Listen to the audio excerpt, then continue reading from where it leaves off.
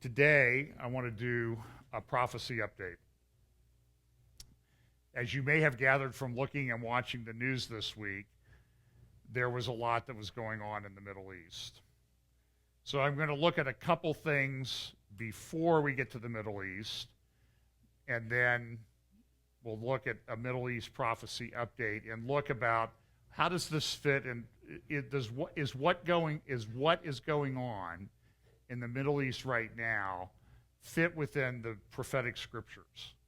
And I'm going to go through the news, and then at the end we're going to look at a few of the different scriptures that I think are in play right at this particular moment. Now, I want you to understand there was a lot that happened this week. There was a lot going on, and it was virtually impossible to keep up. So with regard to the scripture part, I'm pretty much only going to read to you those parts. We'll talk more about them in the weeks and months ahead as things maybe unfold.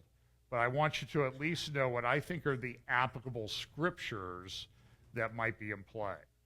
So let's do a prophecy update. Again, every week we seem to be talking about this, and we look at all of these different signs that are converging, the way the nations are aligning, the economy, transhumanism, things going on there. All of the things seem to be setting up so that Jesus can return and set up his kingdom. Now, we don't know exactly when all those things will play out, but it does seem with increasing frequency that something is going on. I cannot begin to tell you the number of people that I talk to that want to know what's wrong, what's up with, is this the end of the world?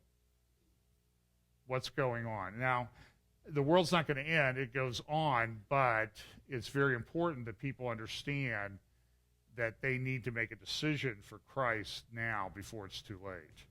There is a sense of urgency in that standpoint. Let's just look at a little economy thing so we can get you depressed at the beginning and then kind of continue and carry you all the way through to the end. This is, there's the old myth that the rich don't pay taxes. What this shows is that the highest quintile, that would be the highest 20%, pay 92% of all the income taxes that are paid in the United States.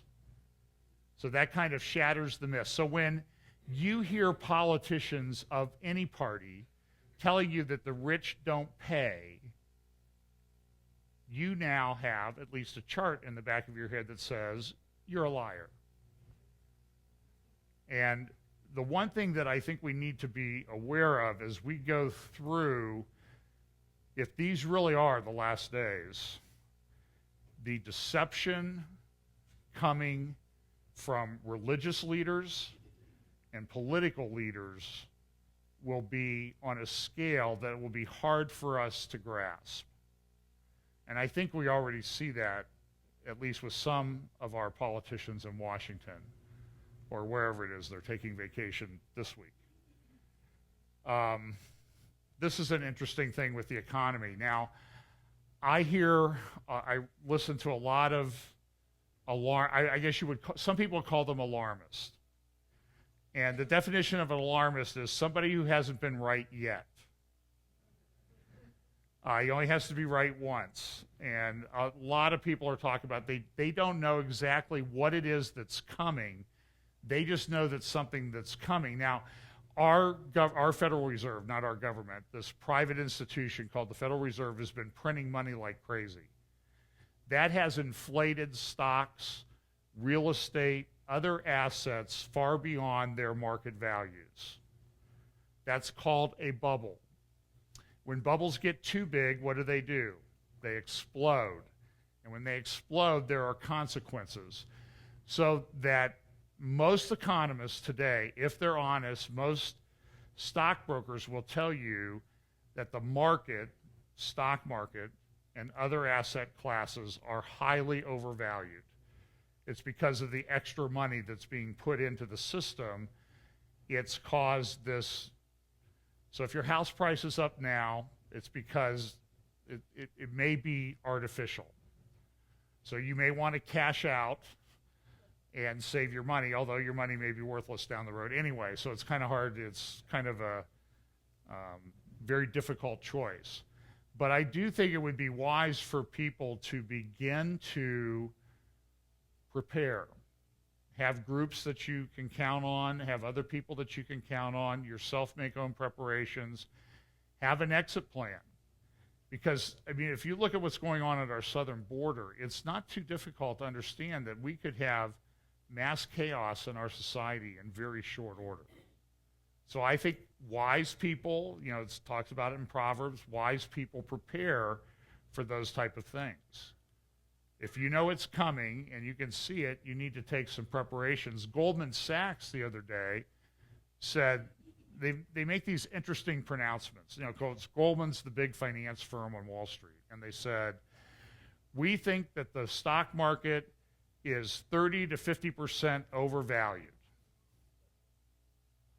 But we think it's going to go up some more, so keep your money in the stock market. So it's your choice, but at some point, I don't think there's any economist or any rational person that thinks that there's not a crash coming on the other end. It's been artificially propped up. What that does is that introduces all sorts of other possibilities for people who have not so great agenda, not so biblical agendas, to take control and to do things. I think it's the perfect setup for a world leader and a one world government to rise, just like the Bible has prophesied for thousands of years. So watch that. Now this is Amy, I think her name is Amy Butler. She was just recently installed as the pastor of Riverside Church in New York. She's the 7th senior pastor of that church. I think Norman Vincent Peale was pastor of that church, and the guy that Martine Erdman mentioned when he was here, Henry Emerson Fosdick. So she's the 7th first woman senior pastor of that church. She came from this church in Washington, D.C., Calvary Baptist Church. Now, I raise this because I mentioned to somebody the other day that you need to understand that if we really live in the end times, things are going to get really weird. They're going to be difficult to understand and analyze. You're going to feel like you're almost disconnected from reality. And so Calvary Baptist Church, now look, this is a mainline church, so we're pretending that it's a real true church, okay? We're just pretending. But you need to understand that this stuff that they're into is coming in. And here is their thing from Pentecost Sunday, and the sermon by their new pastor there, Allison Robinson. Now, Amy Butler was still the pastor at Calvary on Pentecost Sunday last month. Allison Robinson is what they call the pastor of transitions at Calvary Baptist Church. And this is a picture of Allison Robinson. When Allison was a man, he was a graduate of West Point.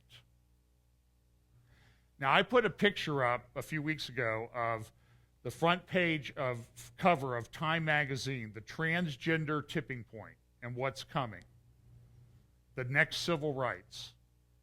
So here in the nation's capital, not too far from the White House, is a transgender pastor of transitions.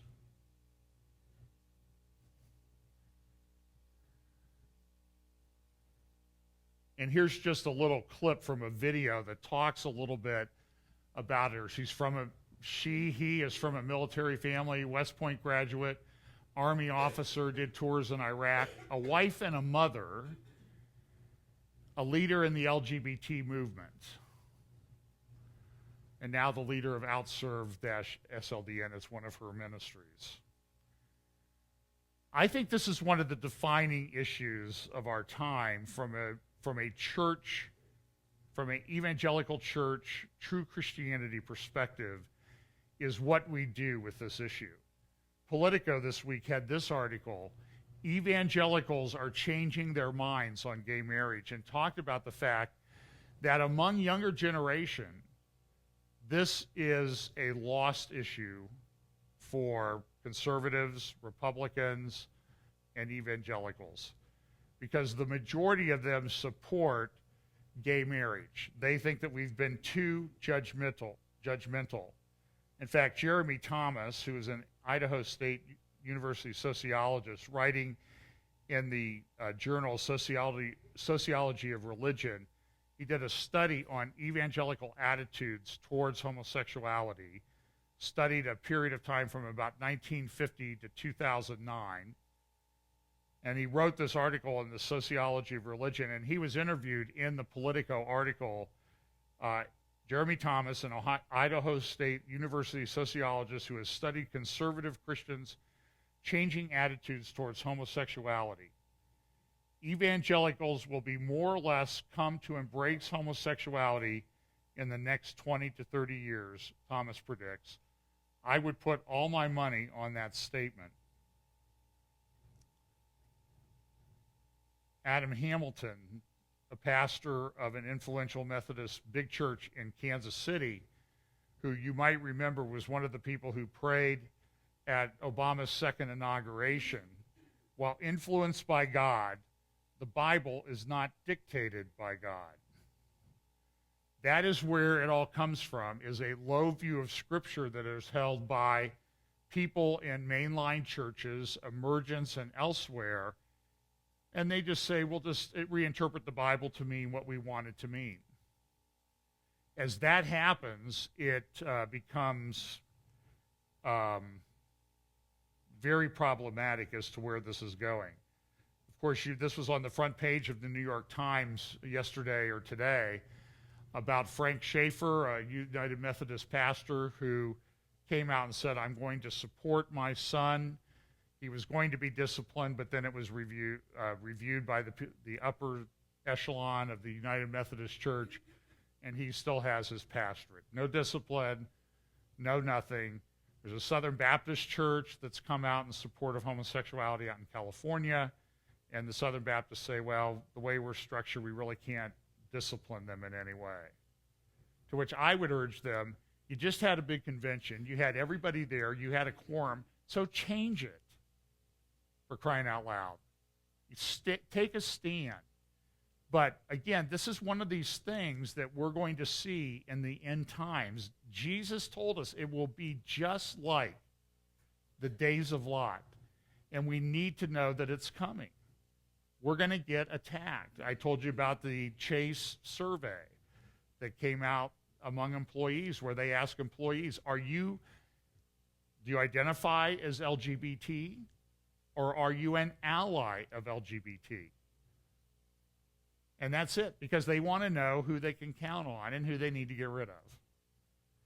And so this is where the church can step up and help take care of people.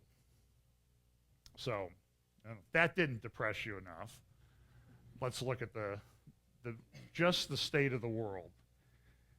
And then I'll get to the Middle East in just a moment. This insurgency called Boko Haram in Nigeria has made numerous attacks. You can see the little circles on the map. 70,000 people displaced in one area, 100,000 here, 70,000 here, well over, probably close to 400,000 people displaced because of what's going on in northern Nigeria. They're going into churches, locking the doors, setting the church on fire, burning people. And they're an Islamic terror group that is trying to take control of Nigeria. And Nigeria is one of the richest oil nations, by the way, on planet Earth. So their hope, I'm sure, is to get control of those oil fields which are down in the southern part of Nigeria. We spent a lot of billions and billions of, probably trillions of dollars in Afghanistan.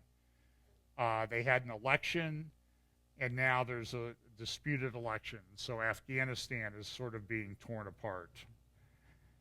The other area that outside of Israel to watch is this new Islamic Caliphate. They've actually come out and called themselves a caliphate, ISIS or ISIL. ISIL means Islamic State in the Levant. That's this area.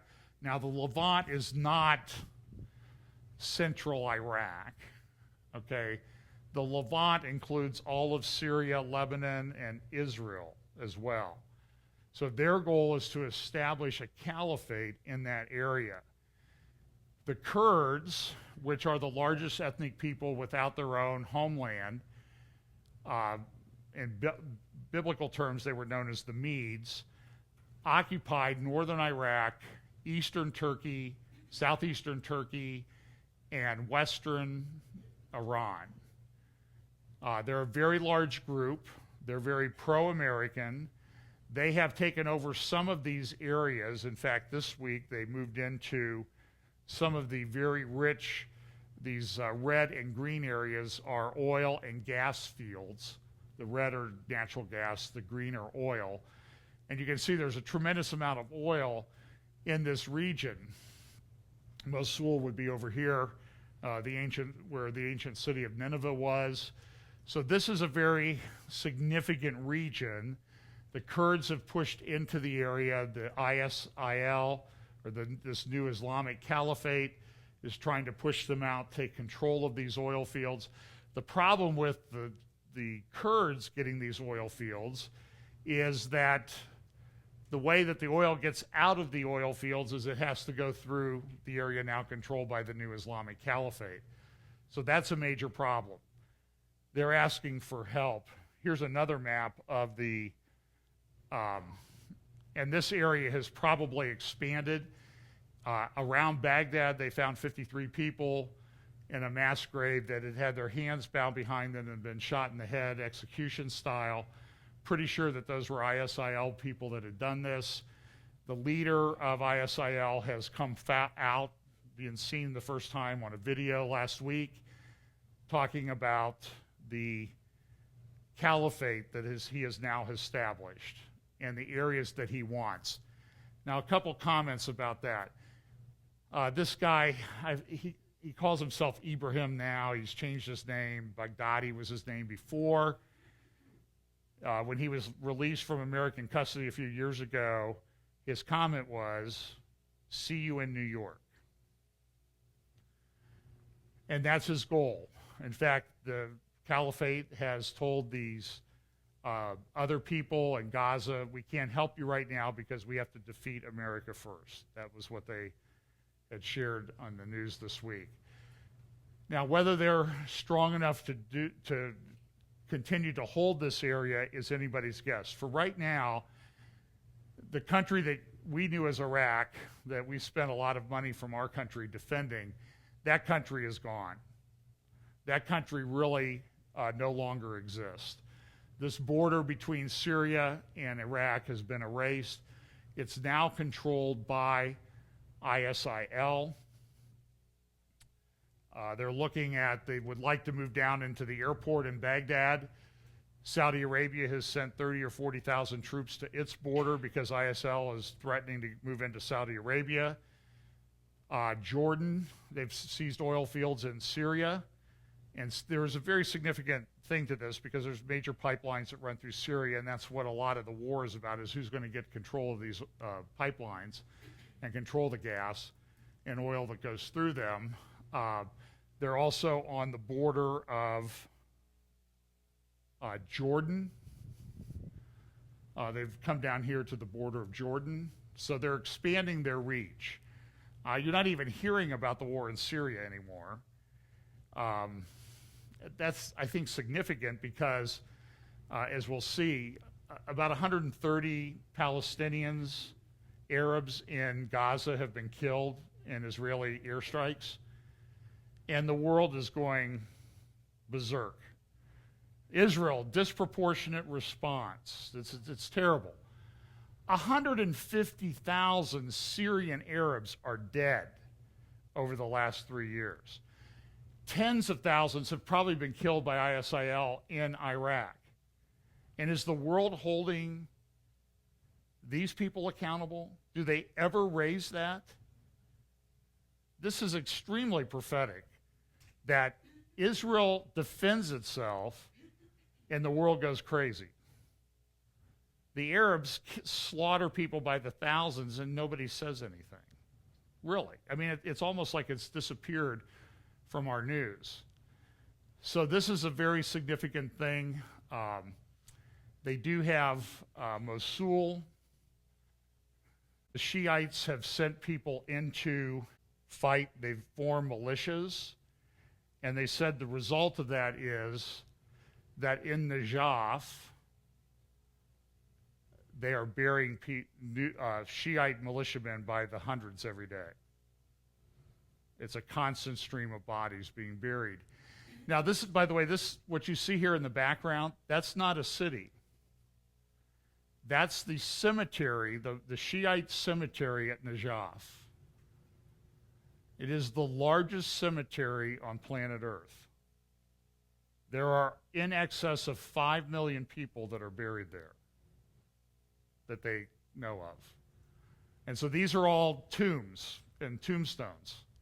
And it's growing. It's near this mosque at Najaf, which is the mosque that is supposedly where the first imam to succeed Muhammad is buried. Ali is supposedly buried under that mosque. That's a holy city to Shiites.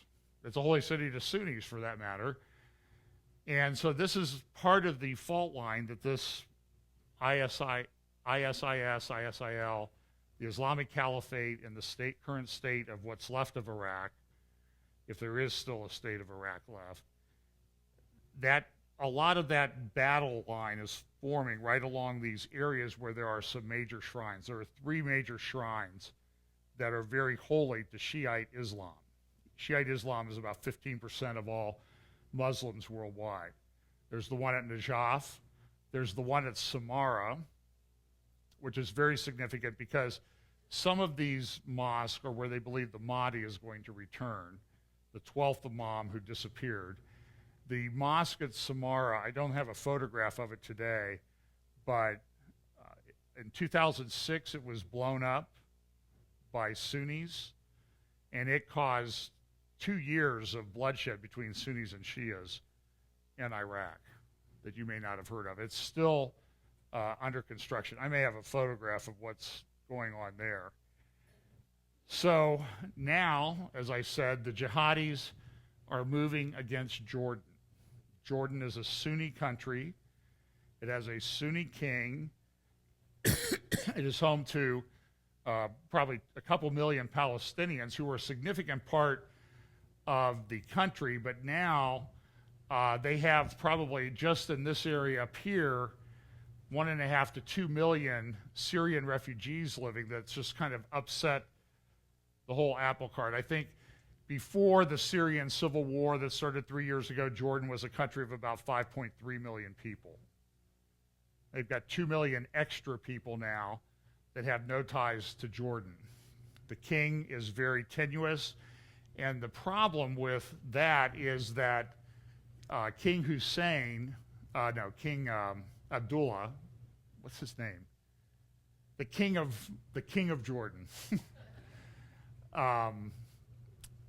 He's a strong ally to some degree of Israel and the United States. And a lot of people don't think it'll be too long before he falls as well. That's the issue with Jordan.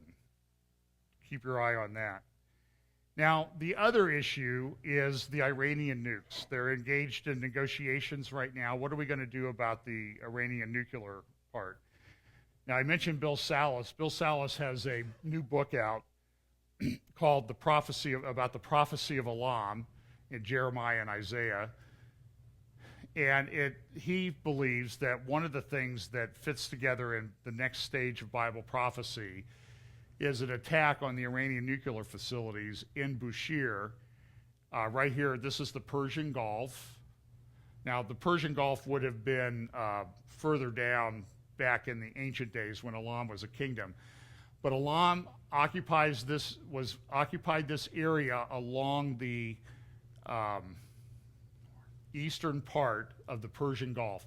You see the Straits of Hormuz up here at the top of the picture. The United Arab Emirates, of course, is over here. Saudi Arabia here on the western side. Kuwait, remember the war in Kuwait. Iraq is at the northern end of the Persian Gulf, and then Iran, of course, right here. But there's this prophecy about Elam, and Bill, we won't talk too much about it today other than to flag this book for you, that this is a very significant thing that's going on. We've got the Iranian nukes, and all of this is going on at the same time. And as I talked to some people this week, planning our conference for the fall, we were trying to figure out, one of the things we would like to do is try to help people fit it together, because it's all very confusing right now. What's next? So I'm going to give you some verses today to look at, and maybe that'll either help you or confuse you more. But you might want to get Bill's book. It's just out. And now we have this issue, so what, a nuclear Iraq? They've stolen nuclear material, ISIL, in Iraq. I thought they didn't have any of that stuff. Here's just a brief interview of Megyn Kelly with Peter King, the congressman from New York, who's on the Intelligence Committee. So how concerned should we be now that ISIS has its hands on 90 pounds of uranium? Megyn, we should be very concerned. And the fact that the government or the administration is trying to pass this off as not being enriched and perhaps not being weapons grade, the fact is it still could be used for a dirty bomb. This is an issue we've had to confront in New York, and that's why the NYPD set up the Secure the Cities program. You get uranium, you get radioactive material, you case it in explosives, in conventional explosives, and the blast will kill many people, and the impact of the radiation will contaminate an area. Now, you put that into downtown Baghdad in a market area, or bring it across the border into Jordan and set it off in Oman. One thing, you'd have loss of life, but the psychological effect and the contamination that would result from that radioactive material would have a severe impact. And for people who say it's not that significant, I wouldn't want it going off in my backyard, in my neighborhood, in a department store, in my district. I wouldn't want it going off in any type where there's a large number of people gathered. So, no, this is very serious and very concerning. Well, so there's that issue, okay? And we're not even into Israel yet. We're getting there. Why is all of this, I think all of this significant? So you remember Mike Nutzling, he's written a book on the fig tree parable. I think Mike is exactly right on that the difference now, there have always been these tensions and things in the Middle East, but the difference now is the fig tree parable, the parable that when you see the fig tree is full of leaves, you know what's coming. Israel is in the land. Israel is in control of Jerusalem, and that is what is the major game changer. And we're now getting out to about 70 years past that time. And God uses these patterns of years and that type of thing. He's done it before. He will likely do it again. So we're in that very, I'm not setting any dates, but I'm just telling you we're at a very significant point in terms of dates that are usually years, numbers of years that are significant biblically. And Israel's there. They are there. They are back in the land. It's a miracle. 2 weeks ago, or 3 weeks ago, in Jerusalem, there was a Jewish media thing. I'm going to play a few clips of Prime Minister Netanyahu and some of the things that he had to say. Now, 3 weeks ago, in terms of what's happened, ISIL was just starting. The Jewish boys were still being sought. The 3 boys that had been kidnapped, later found murdered. Understand the context of some of Prime Minister Netanyahu's remarks. Here's some of his remarks. We were attacked today in the Golan, and a 15-year-old child, youngster, teenager, was murdered. 9 days ago, 3 teenagers were abducted by Hamas. We're doing everything in our power to get them back safely to their homes. We don't like challenges. Israel is the most challenged nation on earth. I think you'll discover this, but you'll discover something else on your visit to Israel. What you'll discover is the unique capacities of the Jewish people in the Jewish state to overcome adversity and to build a remarkable nation. I think Israel is a remarkable achievement. You'll discover that. You may already know that. And I think you have an extraordinary opportunity as representatives of the Jewish media to tell our story to the world, but first of all to our world, to our people. In 66 years, starting from a beachhead of a few 100,000, we've multiplied our population tenfold. Our economy has grown 100 times. The Israeli economy that you see today is like 100 Israeli economies that we had in our independence. Well, they eventually found the young men. They were murdered. President Obama issued this statement, and I want you to listen to this. On behalf of the American people, I extend my deepest and heartfelt condolences to the family of Yael Yashish, Gilad Shar, and Naftali Fankel, who held Israeli and American citizenship. As a father, I cannot imagine the indescribable pain that the parents of these teenage boys are experiencing. The United States condemns in the strongest possible terms this senseless act of terror against innocent youth. From the outset, I have offered our full support to Israel and the Palestinian Authority to find the perpetrators of this crime. The Palestinian Authority didn't look for them, still hasn't so far tonight. To find the perpetrators of this crime and bring them to justice, and I encourage Israel and the Palestinian Authority to continue working together in that effort. I also urge all parties to refrain from steps that could further destabilize the situation as the Israeli people deal with this tragedy.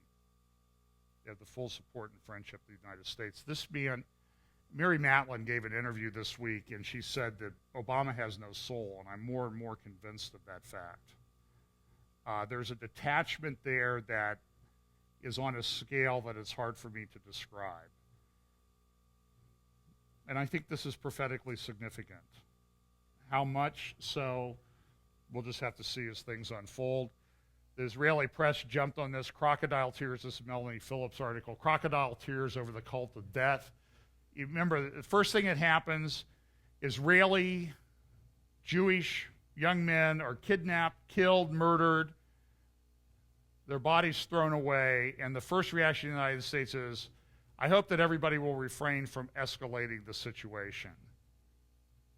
These are people that are saying this, that have the leaders in Europe, America, wherever you want, that are saying this. These people have lost a moral compass. They are deceived. They are world leaders. They are part of what you need to expect is coming even more so in the days, weeks, and months ahead. Here's a little bit more from Benjamin Netanyahu. Because if there's one thing we learned in the history of our people, it is that we have to identify danger in time and take action against it in time. When the Jewish people failed to do that, we paid a horrendous price. In the interest of time, I'm going to jump ahead. Of course, they found these young men murdered. Then there was this very heartbreaking scene of these three young bodies laying on stretchers at the funeral. Benjamin Netanyahu spoke. One of the fathers spoke at the funeral of this young man. That's his mother, young man's brother. A very terrible thing. Netanyahu also spoke further about a couple of issues. One of the things he talked about was, folks, in the context of all this, Iran is getting nuclear weapons. And what is the world doing about it? They're telling us not to escalate things because our young men are brutally murdered. Now, to be sure, there were some Jewish people that did something that was horrible, and they will be punished. In fact, the Jewish people are talking about putting them under a different section of law where they can get the death penalty. because what they did was wrong. But you don't hear that in the Palestinian territories, and that's significant. We'll see those verses in a moment. But the same day, Benjamin Netanyahu got on Meet the Press, and this is what he had to say. What is, I think, being discussed in the case of Iran by the international community is that you remove most of the sanctions, and Iran gets to keep most of the capabilities, most of the stockpiles, most of the ability to manufacture the means to make nuclear weapons. That's a terrible mistake. I hope it doesn't come to pass because I think this would change history. It would be a monumental mistake in the context of the world at large and the Middle East as it is today. This would be a tragic, tragic outcome. He's exactly right. So what happened was they massed people on the border. They were going to get, because there were things happening in Gaza, so the Israeli troops massed there. It wasn't to seek revenge. It was because they started lobbing rockets into Israel. Hundreds of rockets have fallen. And the question somebody asked on one of the news stations was, well, what if Mexico was lobbing rockets into San Diego? What would we do about it? Would we do something? You can bet we would go down there and we would clean it out. We would level it if necessary, and we would stop the attack on our citizenry from these people down here. So they've had rockets fall in Tel Aviv, areas that we were when we were there 3 years ago. They used to come up to about Ashdod, was about as far as they would come. I think there was one when we were there. So we were here at the south part of Tel Aviv, at Tel Aviv Yafo, the old port of Joppa. Now they're hitting Jerusalem, they're hitting Tel Aviv. Everything, 50% of Israel's in play, and then there are still other missiles that they know they have that could really reach all of Israel and way into Jordan. So at the same time that this is going on, the left-wing newspaper in Israel, Haaretz, has a peace conference. This is what their webpage looked like.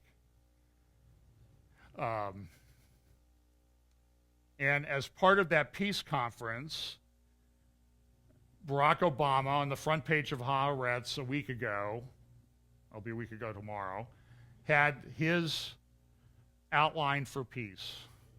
Peace is the only path to true security.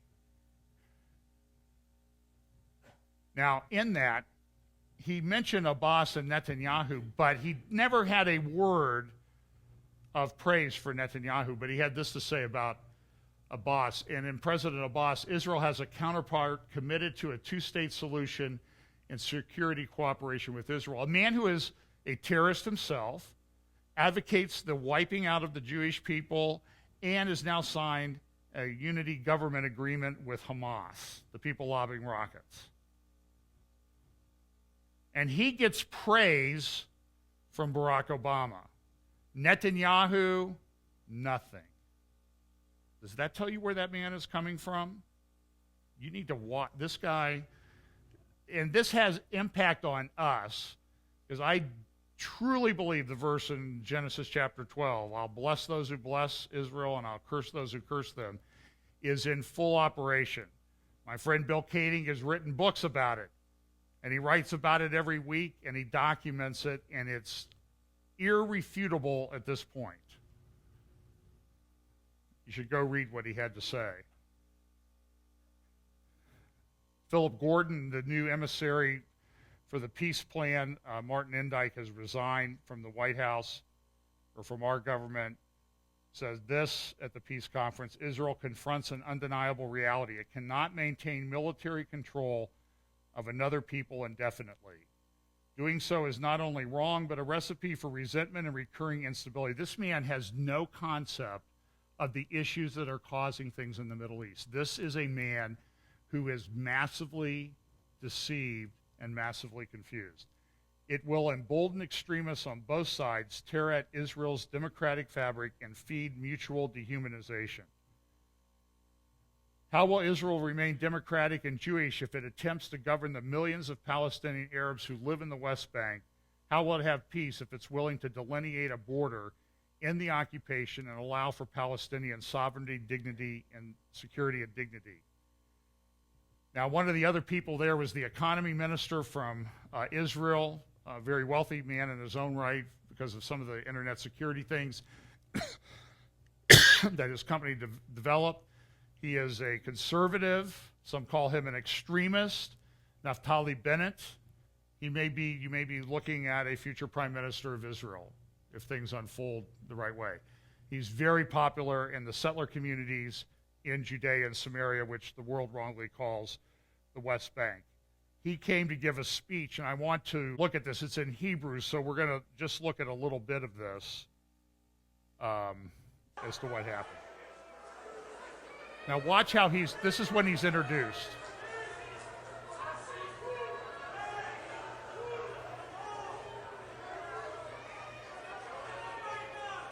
צהריים טובים.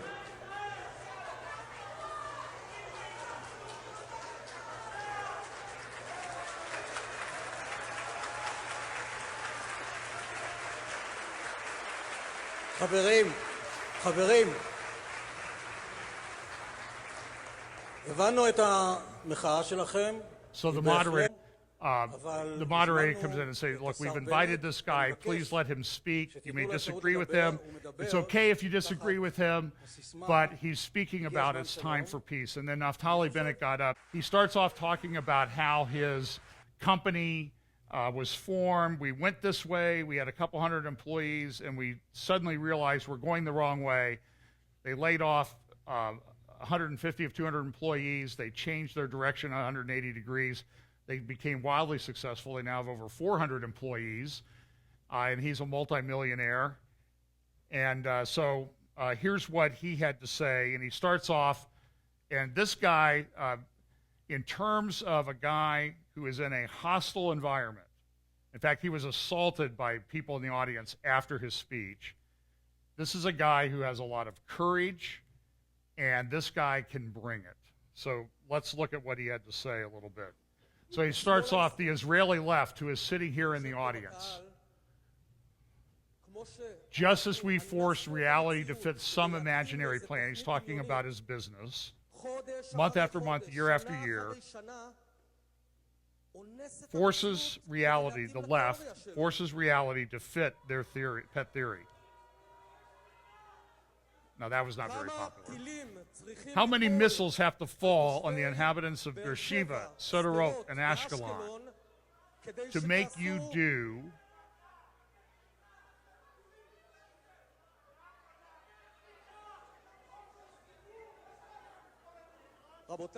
Friends, this is the last place that I thought that people would try to silence someone.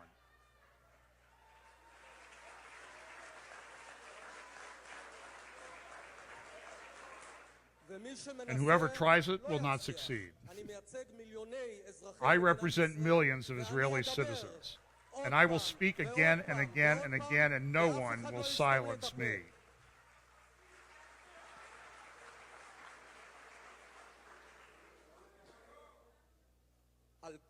On the ground of imaginary peace, time after time, the missiles of reality land.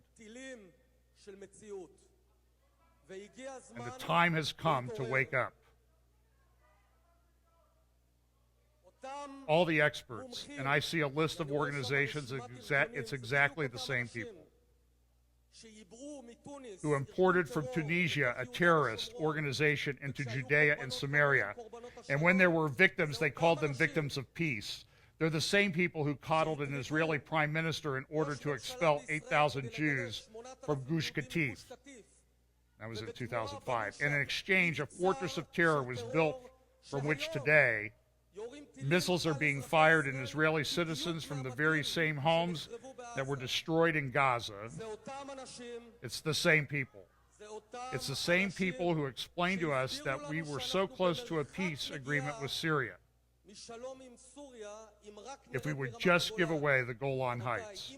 Friends, if we would have, God forbid, left the Golan Heights, the Daesh and al-Musa terrorist organizations would be splashing their feet in the Kinneret near Ein Geb. That's the Sea of Galilee.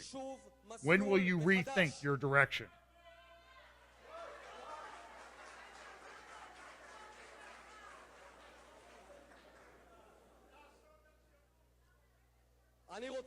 I would like to present a vision of peace, but a real peace, and it will take time.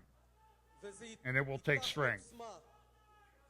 חברים, זה לא Friends, אספת בחירות. אני מבקש There לתת לשר he goes בנט on, he talks לומר about את מה listening שיש לו respectfully. להגיד, להקשיב Play just a little בכבוד, bit more of ושזה this. לא מוצא חן בעיניו, שיצא מהאולם, אבל אנחנו באנו הנה כדי לשמוע דוברים מכיוונים שונים, ואני מבקש לתת לשר בנט להשמיע את מה שיש לו It was לומר. hardly what you would call a friendly audience.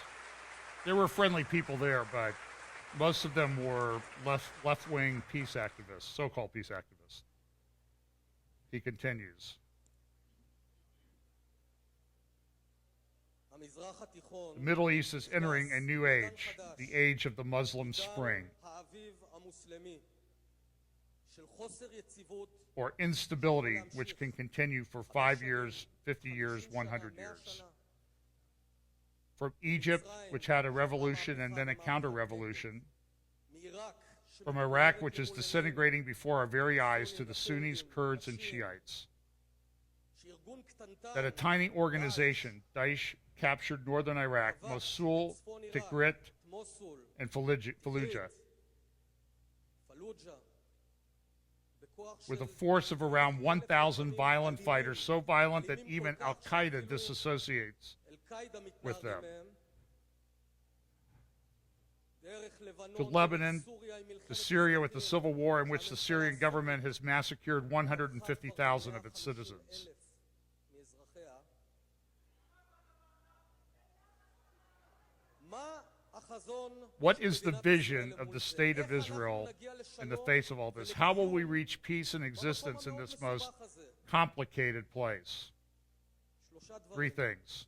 הראשון הוא And I'll go on, and he talks about them. One, השטח territory כן קובע. matters. תראו למשל, Second, he will דאעש talk עכשיו about התמקמו על הגבול המזרחי is של ירדן, deterrence. גבול ירדן-עיראק. We have to be strong to stand up to these people because nobody's going to help us. סבורים שצריך That's להקים very מדינה prophetic. פלסטינית שגבולותיה פחות או And יותר three, הקו הירוק. איפה אתם רוצים We לפגוש את belong דאעש? שזה לא here תלוי בנו. in this land. בנהר הירדן It's a powerful או speech. בכביש 6. זה לא משנה? Powerful זה speech. באמת לא משנה? השטח לא Now, קובע during לנו. מאיפה? and he mentioned about the territory, he says, look, in fact, they had to evacuate the building during the conference because missiles were being fired into Israel. And people were talking about, well, if we're just nicer to these people, if we just give them Judea and Samaria, the West Bank, everything will be fine. Netanyahu says that's nonsense.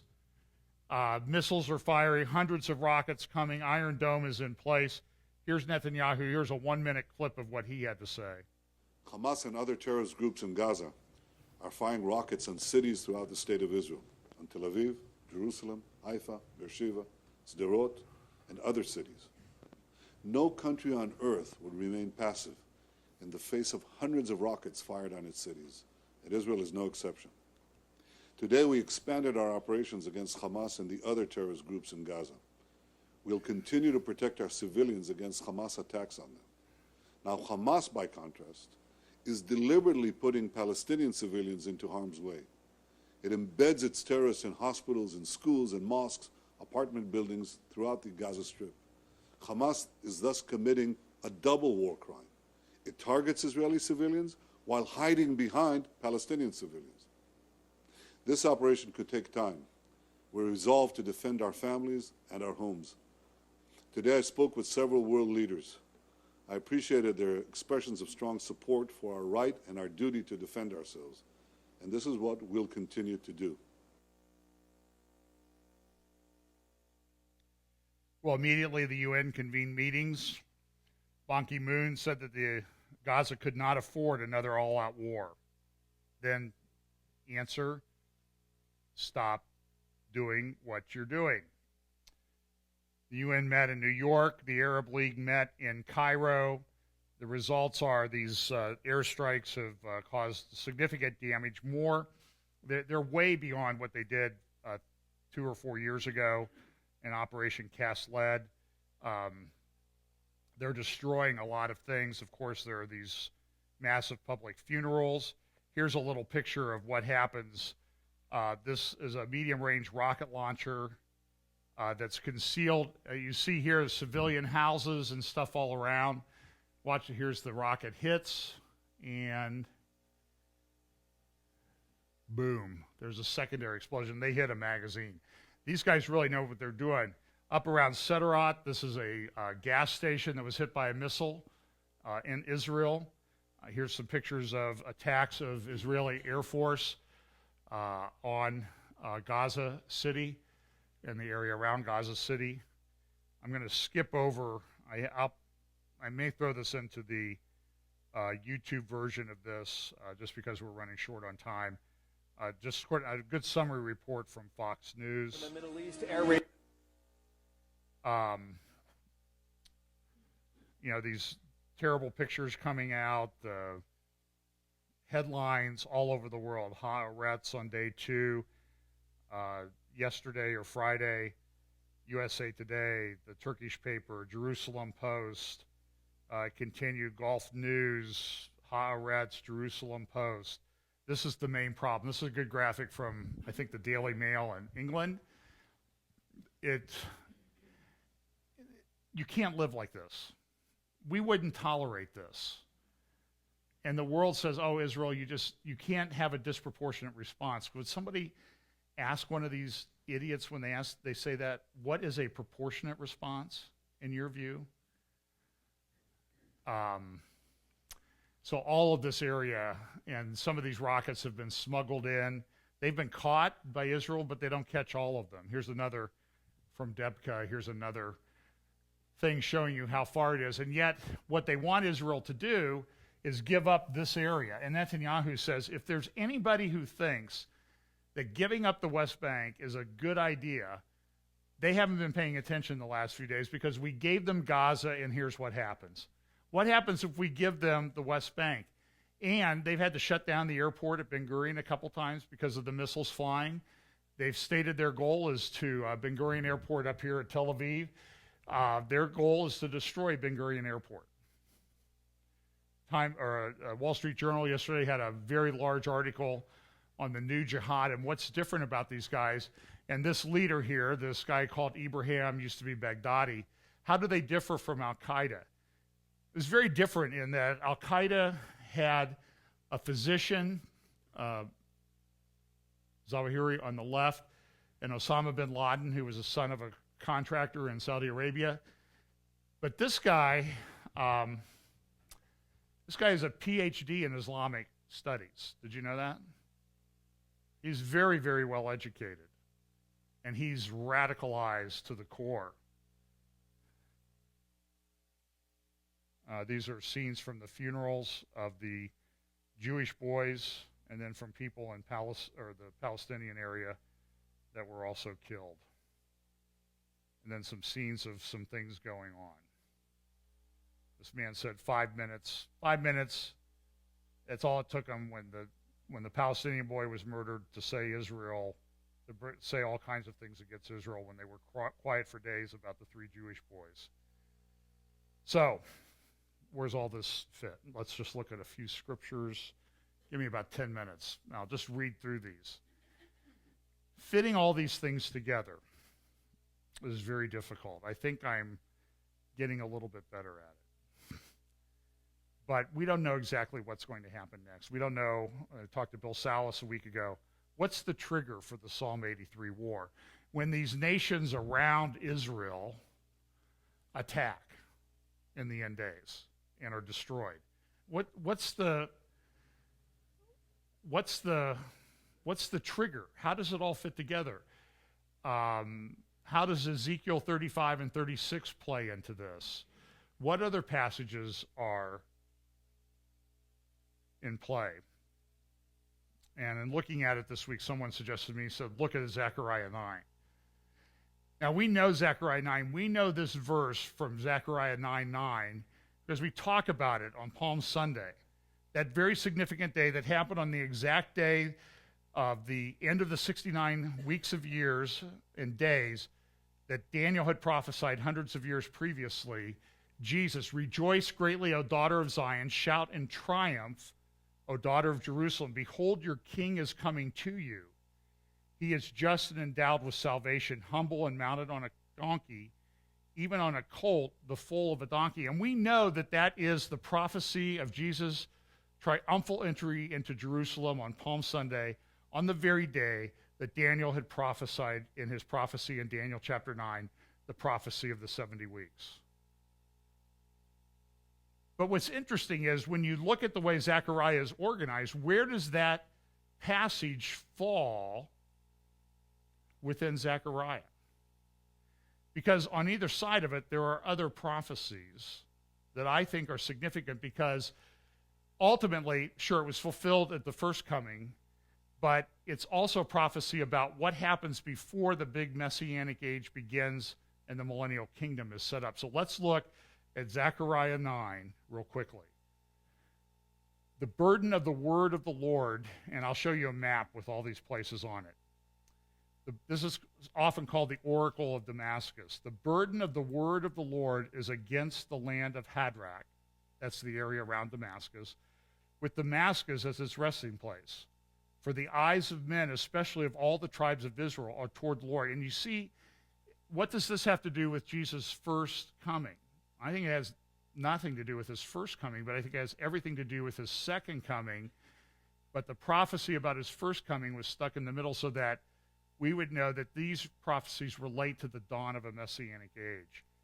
And Hamath also, which borders on it, and Tyre and Sidon, though they are very wise, for Tyre built herself a fortress and piled up silver like dust and gold like mire of the streets. Behold, the Lord will dispossess her and cast her wealth into the sea, and she will be consumed with fire. So, judgment coming on Damascus, Tyre, Sidon. Syria, you can also read about that in Isaiah chapter 17. Tyre and Sidon are where? They are in Lebanon.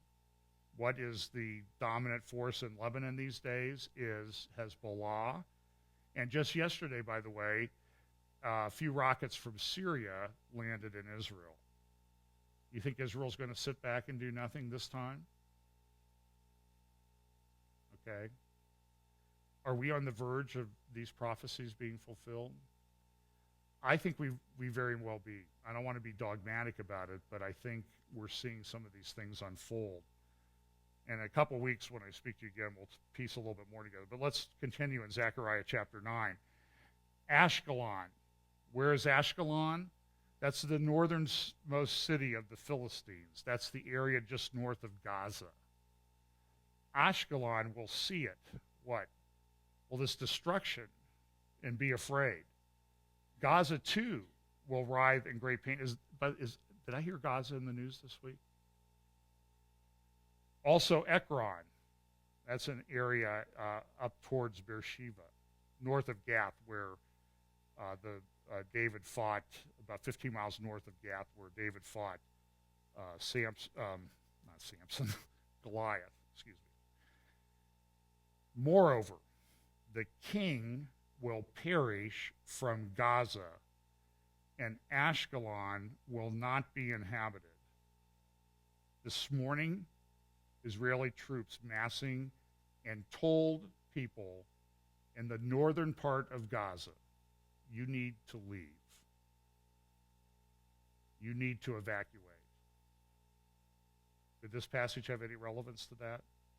Verse 6, and a mongrel race will dwell in Ashdod, and I will cut off the pride of the Philistines, and I will remove their blood from their mouth and their detestable things from between their teeth.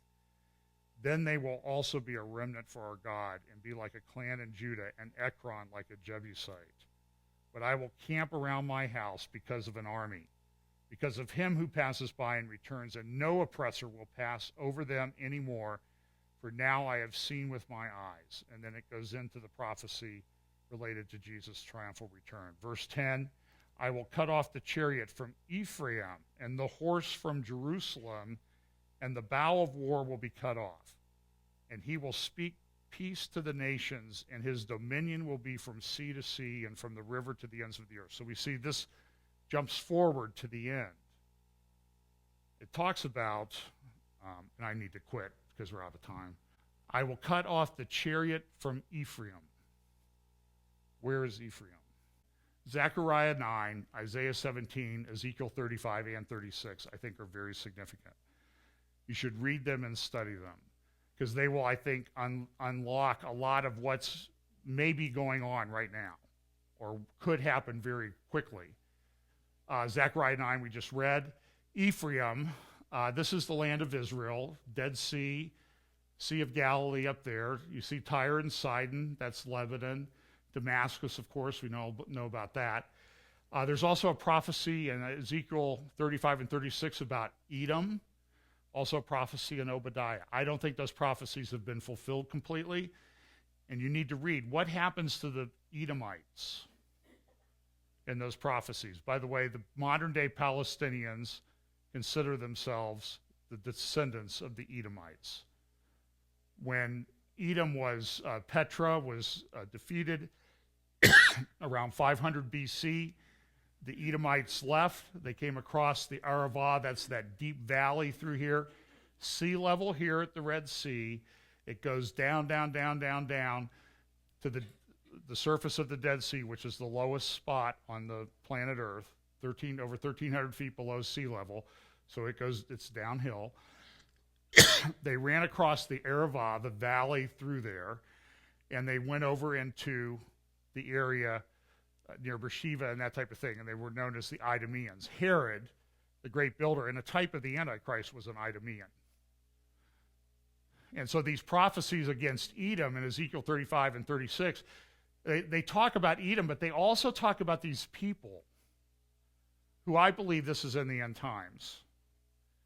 These people who occupy the mountains of Israel. What are the mountains of Israel? That's this area here, up to about here.